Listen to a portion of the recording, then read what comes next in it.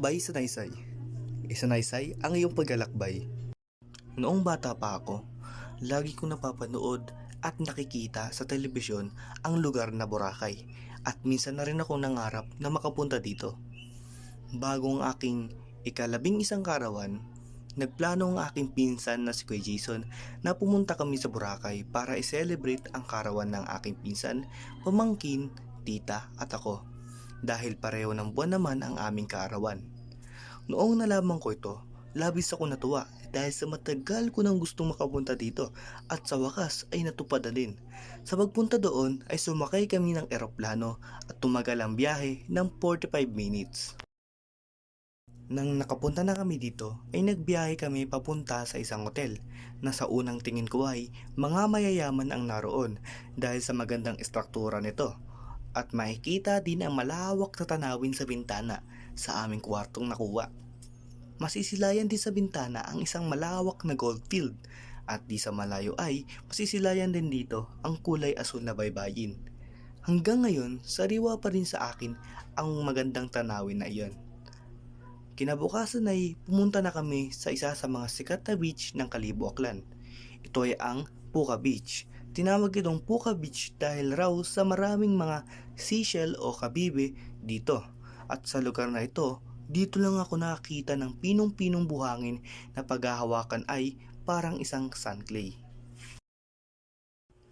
Lumangoy na kami ng pinsan ko sa dagat at talaga namang walang tigil ang paglangoy na parang walang bukas. At maya-maya, ramdam na namin ang kapdi sa aming mga balat. At ayun, nagkaroon kami ng sunburn. Pagkatapos namin sa Puka Beach ay umuwi muna kami para magbihis dahil papunta na kami sa lugar na talagang main place na dapat puntahan. Ito ang Boracay Beach. Noong nagbiyahe na kami papunta sa Boracay Beach ay napadaan kami sa isang barangay kung saan normal lang ang pamumuhay ng tao at hindi masyadong pinupuntahan ng mga turista. Nakakamangha para sa akin dahil kahit nasikat sa Pilipinas ang lugar ng Kalibo, Aklan ay may mga parte pa rin sa lugar na ito kung saan payapa at mga taong naninirahan lang ang nandoon. Nang makarating na ang aming sasakyan ay kumain muna kami sa labas at pagkatapos kumain ay pumunta na kami sa Boracay Beach. Sa aming paglalakad, makikita ang napakaraming foreigners. Makikita mo dito ang mga Amerikano, Chinese, African at mga Koreano. Nakakita rin ako ng isang bar na kung saan ang mga nagtatrabaho ay mga taong may dwarfism. Sa paglalakad namin ay nasilayan ko na ang mga maputing buhangin na nakikita ko lang sa mga napapanood ko. Totoo nga na maputi ang buhangin at makikita rin ang malinaw na baybayin. Dito, makikita rin ng mga turistang nag-relax sa initan at di sa kalayuan, masisilayan ang mga nakasakay sa banana boat na tuwang-tuwa dahil sa bilis ng andar nito. Nag-try din kami nito at halos magkapaos-paos na kami kakasigaw dahil sa pakiramdam naming malalaglag kami kahit maigpit ang aming pagkahawak sa handle ng banana boat. Bandang hapon ay bumalik na kami sa hotel at nagapunan doon. Kinabukasan ay niligpit na namin ang aming mga gamit dahil kami ay uuwi na.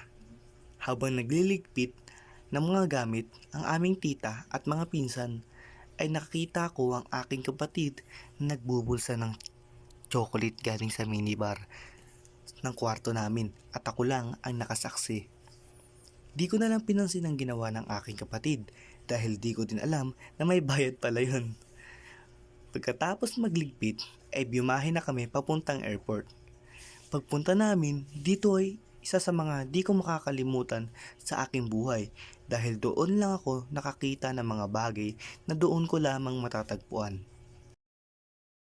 Sana ay makapunta ulit ako dito at masilayan uli ang mga tanawin na nakaka-relax na mangangarap ka na lang talaga na sana ay doon ka na lang nakatira.